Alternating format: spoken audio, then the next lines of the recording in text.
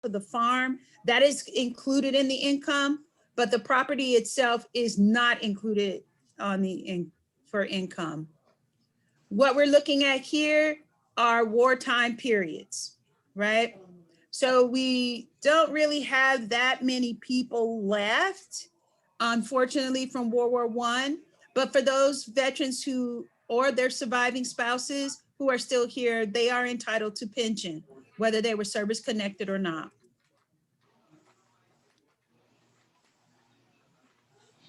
So a veteran's basic entitlement requires the determination of total disability by age or fact shown.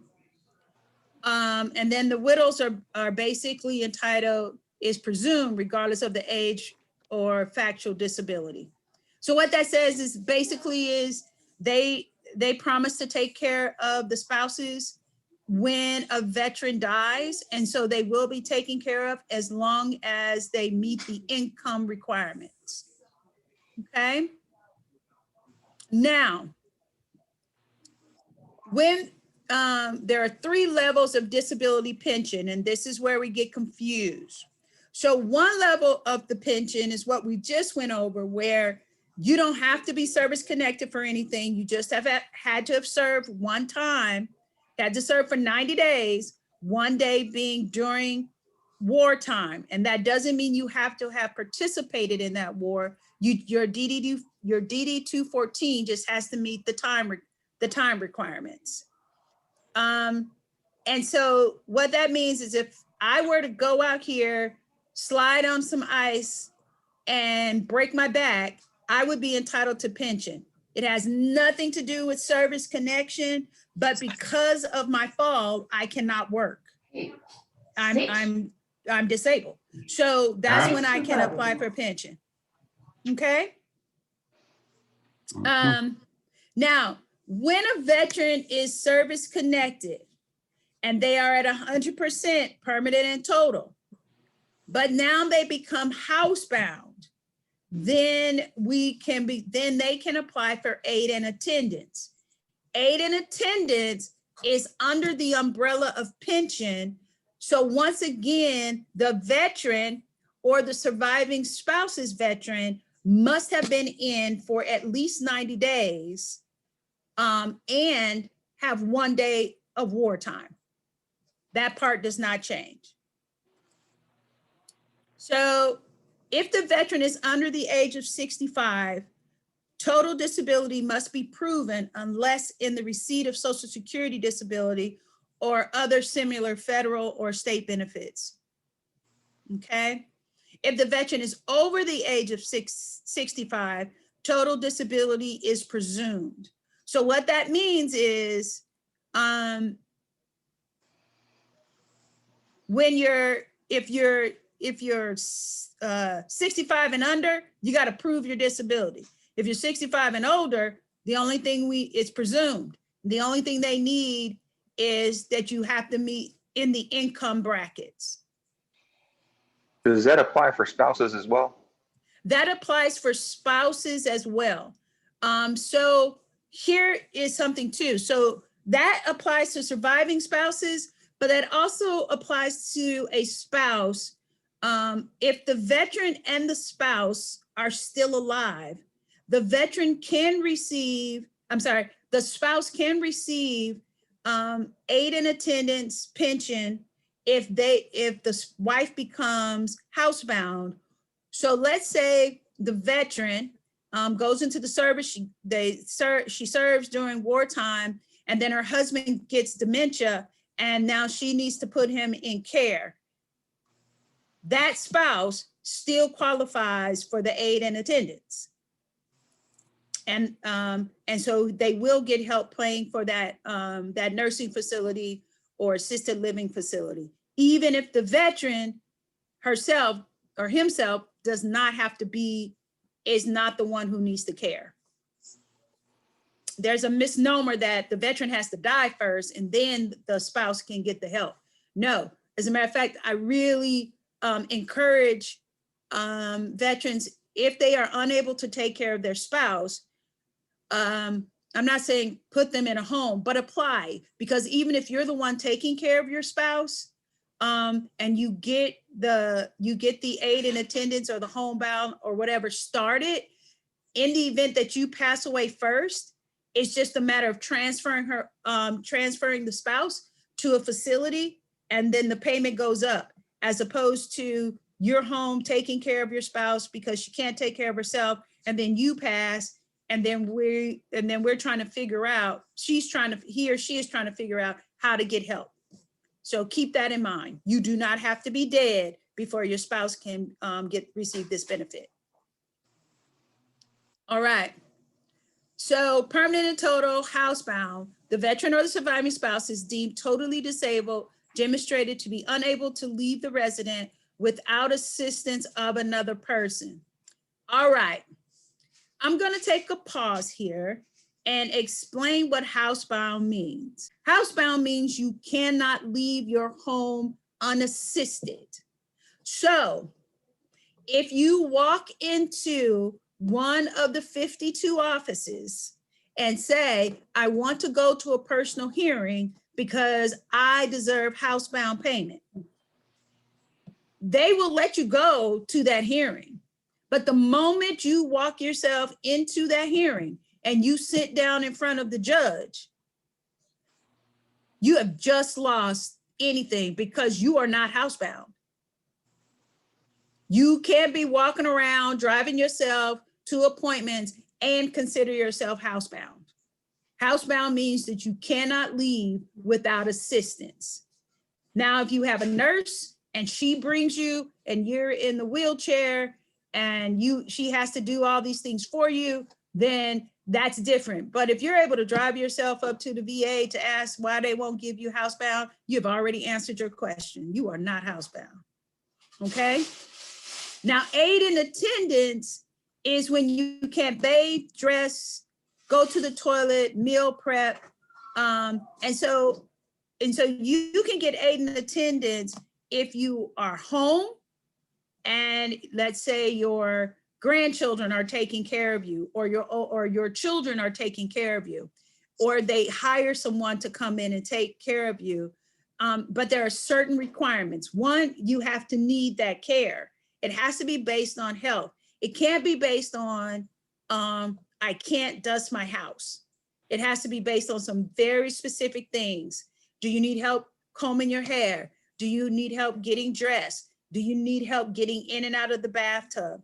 Do you have frequent falls? Those are the kind of things that we're looking for when they're assessing aid and attendance. Do you need a doctor's certificate or letter? Yes, you do. When a veteran applies for this, they will receive, the doctor does have to fill out a form stating what they cannot do.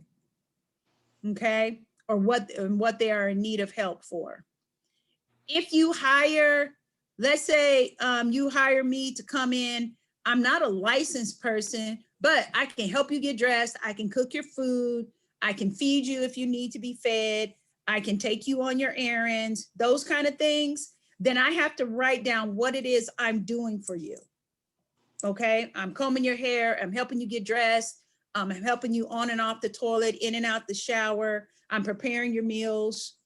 And so that's where it goes, where you begin to meet the criteria. Okay. Question. Yes. That aid and attendance, is it my understanding that, I know I don't want to top the meeting, is my understanding that form, the doctor fill out the second page? What's the name of that form? That's a VA what? Okay, so which form are we talking about? Aid and attendance form. So aid and attendance, it is a plethora of forms. I will actually share a checklist with Belinda so that you can have that. But with the aid and attendance form, it is on the is not on the 5260, it's on the 527, which is the pension form. They have changed the pension form. So now that pension form is broken down. I think there are 8 pages now where you can fill out each portion of it. You only need one if there's only one veteran in the house, you only need to fill out 1527, and then there's a place where you could add the spouse. If both of you are veterans, then you both have to file a separate claim on two different forms. But both of you will have to do separate, have your doctor fill out it separately for why you need the aid in attendance. So the exam will be separate. Okay. So the highest rate of pension, aid in attendance is granted when the medical shows that the claimant is so disabled as to require the aid and attendance of other persons or a residential care.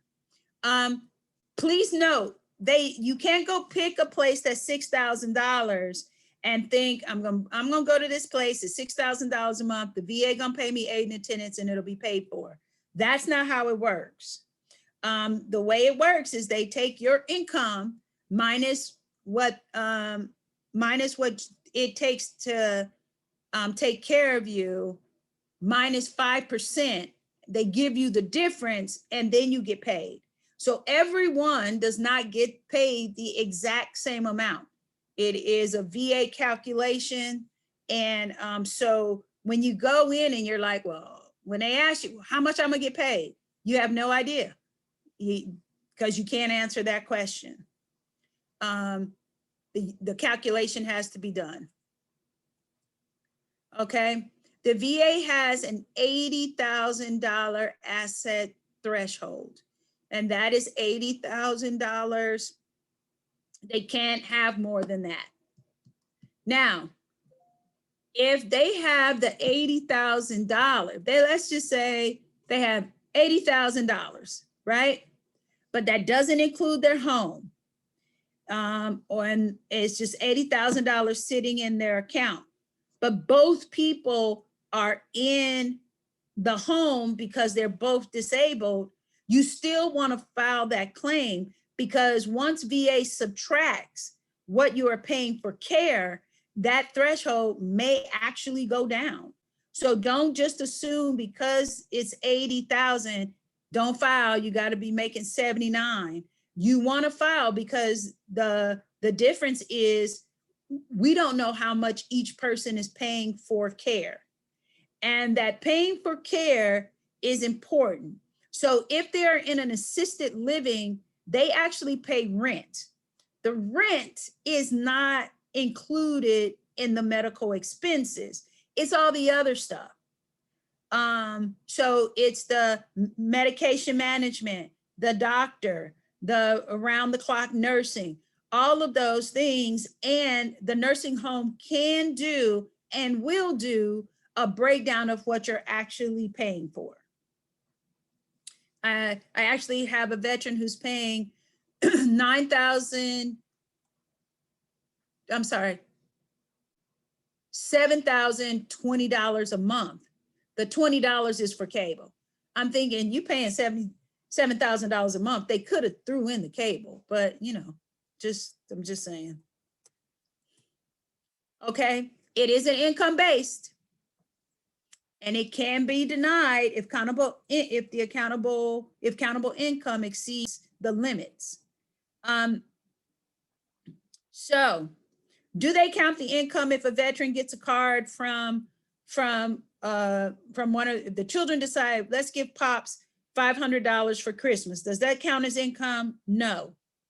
But if the family decides Pop's never gonna get out, he's never coming out of that nursing home, we might as well sell the house. That count against the veteran if the veteran's name is still on that property. Okay. Or if they decide, let's just go ahead and rent that home, that'll give him a little extra money in his pocket. That's called income. All right. So we want to be careful that we don't undo what's being done thinking that nobody will figure it out. Because if it's the parents who are putting it on their taxes at the end of the year, the VA will find out and they will end up paying money back. So we want to be careful. Okay. Now, do we have any questions about the slides that you just saw? Is there a look back for a number of years as far as income is concerned? So the income, that's kind of, yes, there is a look back, and I believe it's 2 years. So when I am doing when I'm working on this particular claim, I always make sure that my veterans do at least 2 years of medical expenses. Even if they don't have receipts for it because nobody knew to keep them, it's still good to go back and put it back together so that you can kind of offset what they're just going to see sitting in, they'll be like, no, Vita, you made $80,000 that year, so you don't qualify there. But because if I don't turn in what I spent, what medical expenses I did, there is nothing to subtract. So you want to make sure it gets subtracted so that the veteran can definitely get, they could pay him some back pay. Is up to the discretion of the VA, but you do want to make sure that you put that on there. The big thing is if you sold your house, let's say you sold the house after and then the veteran gets, let's say the veteran gets $60,000 after he sold his house. The mortgage is paid off, everything that was due, and now he has $60,000. If he had $60,000 in 2019 and his account is now saying he only has $1,000, the VA is going to want to know what happened to that money.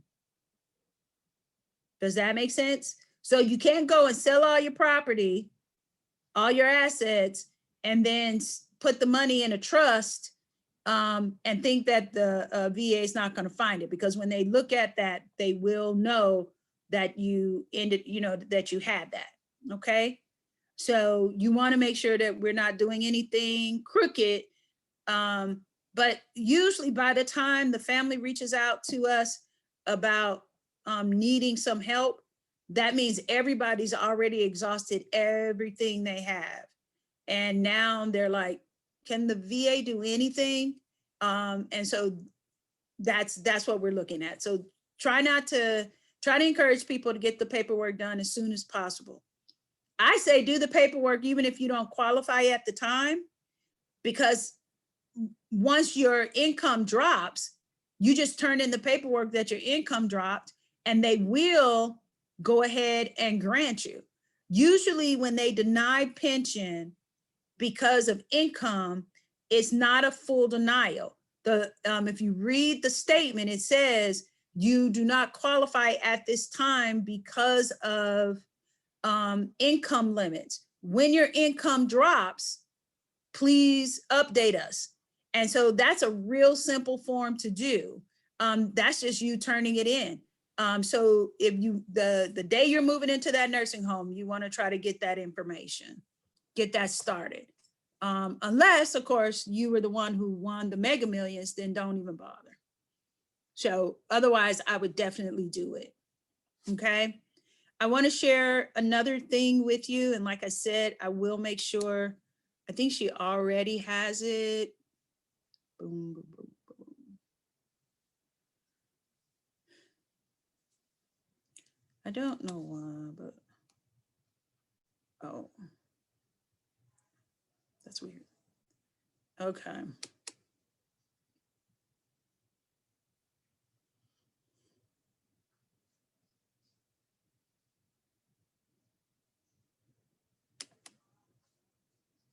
Let me see. Boom, boom. Vita, when we're talking maximum income annually, what are we talking about? Is it $14,000 a year as the maximum amount of income, or is it something else? So when we're talking about the maximum income, it is that $14,000 is the maximum, right? But that's $14,000 after you've subtracted, after you've done the calculation. So let's say I have $10,000 a month. If I get $10,000 a month, then at face value, I will not meet the income requirement. But if I'm making $10,000 a month, but my health care is costing me $8,000 a month, because if between my husband and I, our total income that we can count is $10,000. That's all, $10,000 a month is what we're bringing in. But we are paying $8,000 out of pocket for medical expenses. The VA only counts that $2,000. They only count our income as $2,000, which means we probably need some help. Do you understand what I mean? Now, my help might only be $75, right? Because I have the income. But everybody knows that eventually, because I'm no longer working, that money I have in that account at $7,000 a month, that, at $10,000 a month, it's gonna go away soon. So my IRA might be paying me that or whatever, but eventually I'm going to eat that money up. And then that's when the amount I get will start to go up. Okay, so it's kind of a combination.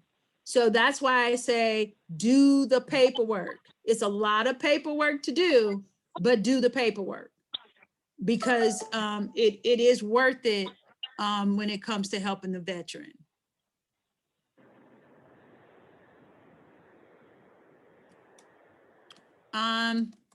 So I will make sure Belinda has the check sheet, but for whatever reason, I can't share it. But here's some other things I want to talk about when it comes to pension. So this is the part that they don't talk about in the 38 CFR. 1, keep your information updated. If you are on your third wife or your third husband, you want to make sure that everybody knows which husband or wife you have at this moment. So that means make sure you update DEERS. You want to update the VA hospital, and you want to update VBA. That's where the pension department or the compensation is coming from. That's really important.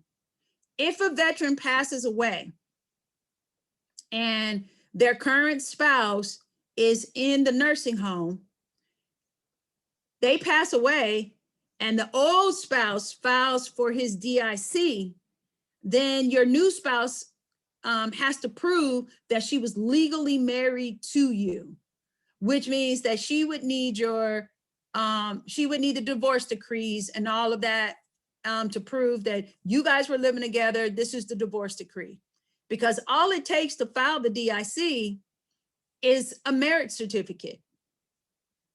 And a lot of times women who had the children and were with them the longest amount of time think that they are entitled to the money. And even if they know they're not entitled, sometimes some folks will file anyway, just to make it difficult for the current spouse. So it's up to you to make sure that you get that done. If when you first got your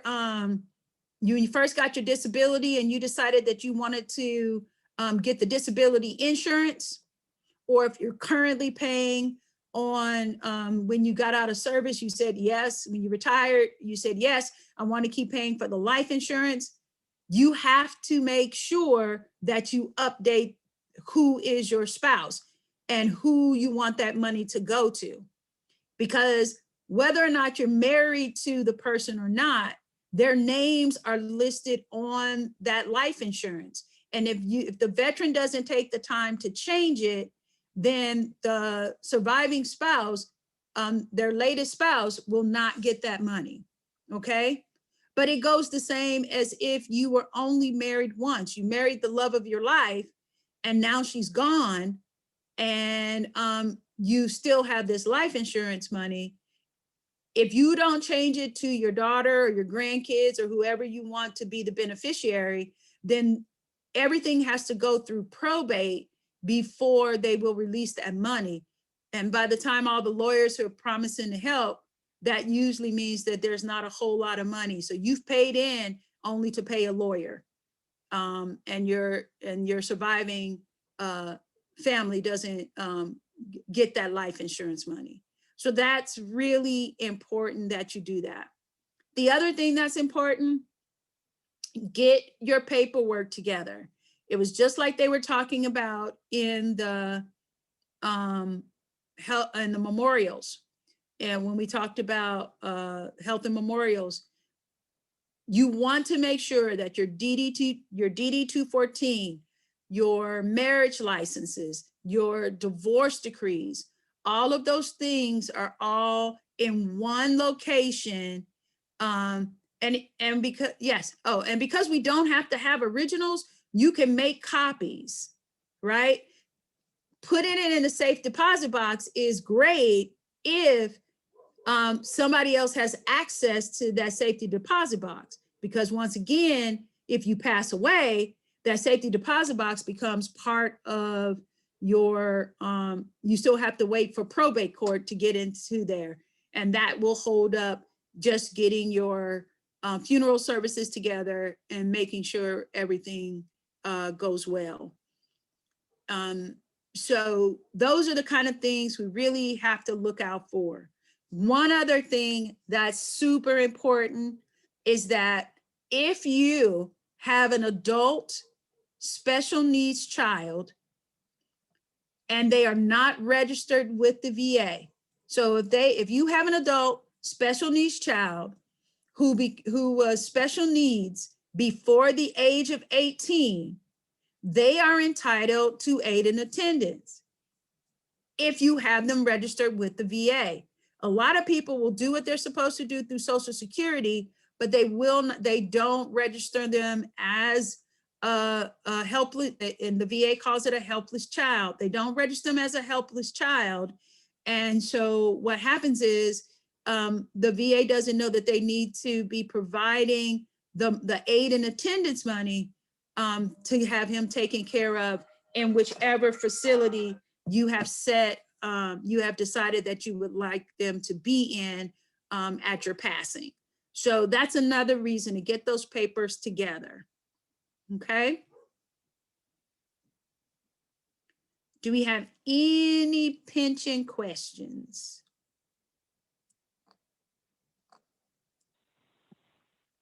Vita, when you talk about pension and income, does pension look at the income of just only the veteran or look at the income of the entire household? No, they look at the income of the entire household. And so because they are going to look at all of it to make that decision. That's why you subtract the healthcare of both people. Okay, because they will look at them both.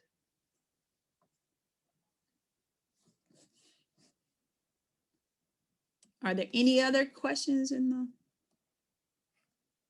I'm sorry, I was looking for them in the chat box. I don't see any in the chat box. Uh-oh, there's a new message.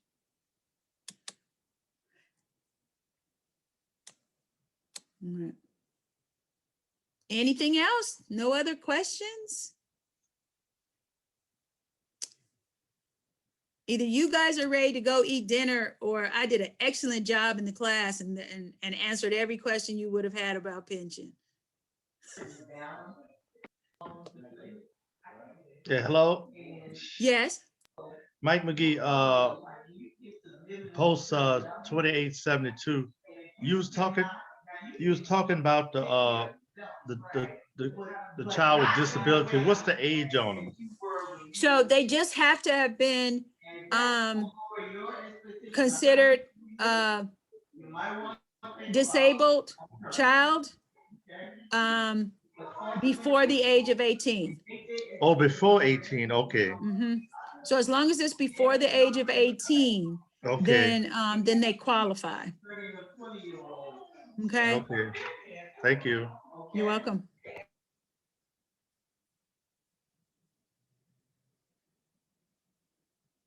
And share your information with whomever, share that information with whomever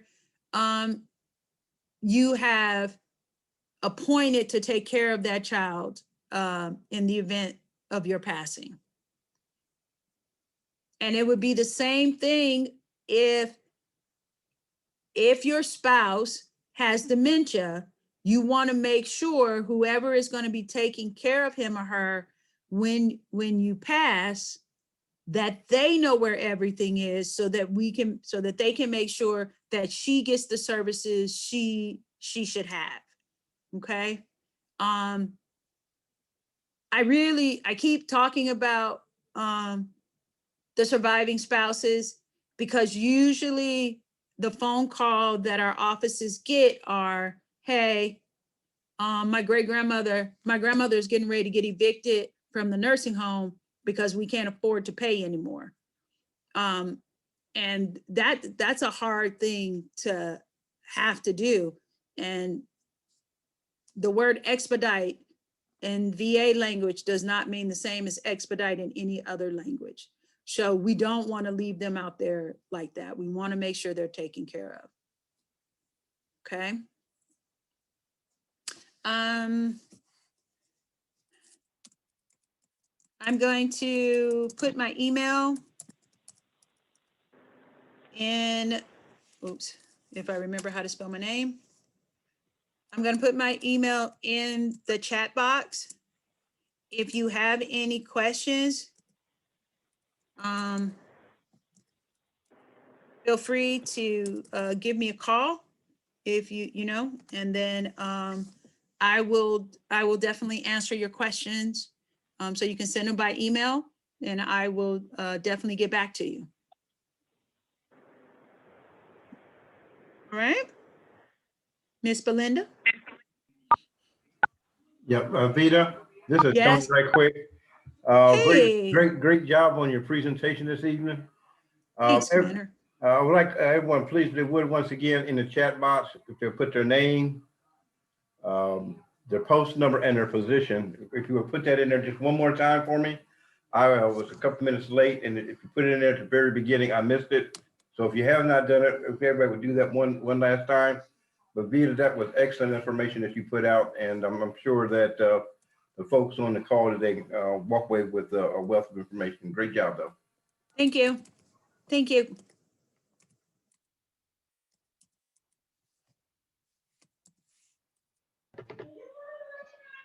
Great job. Do we have, Thank you.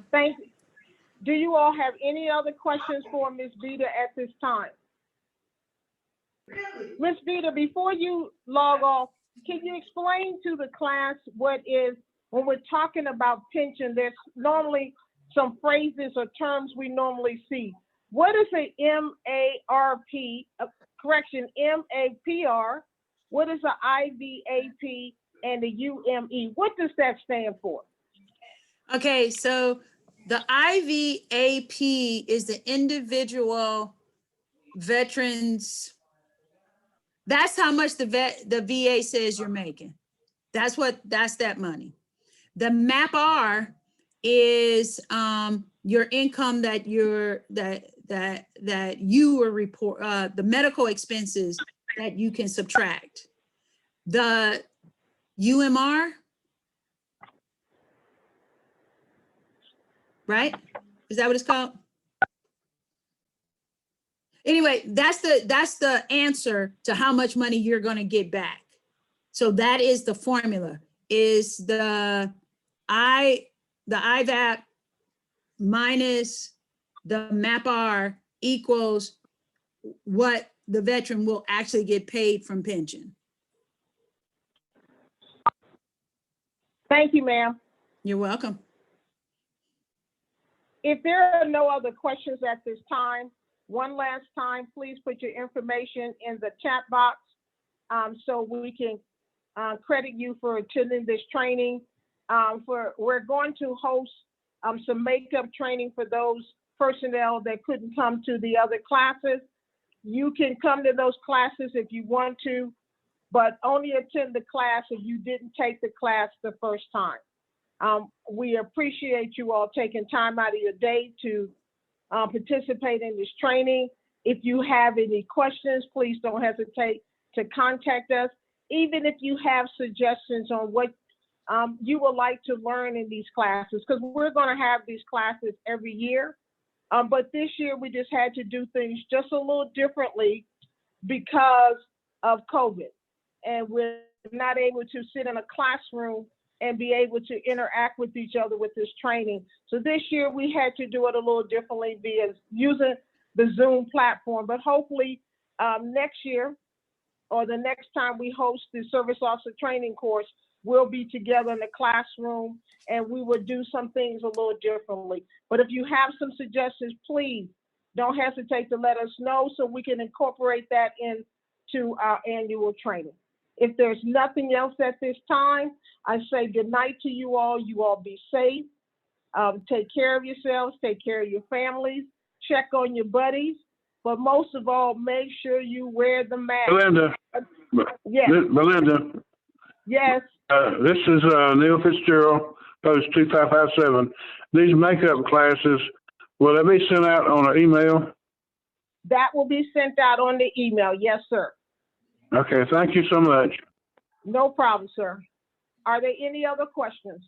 Good night, everybody. Good job. And with all the facilitators, good job for the last 4 classes, okay? Or 5 classes. Good job. Thank you. Thank you, everyone. You all have a good evening. Thanks, Belinda. All of the training was wonderful. Appreciate you. Thank you all.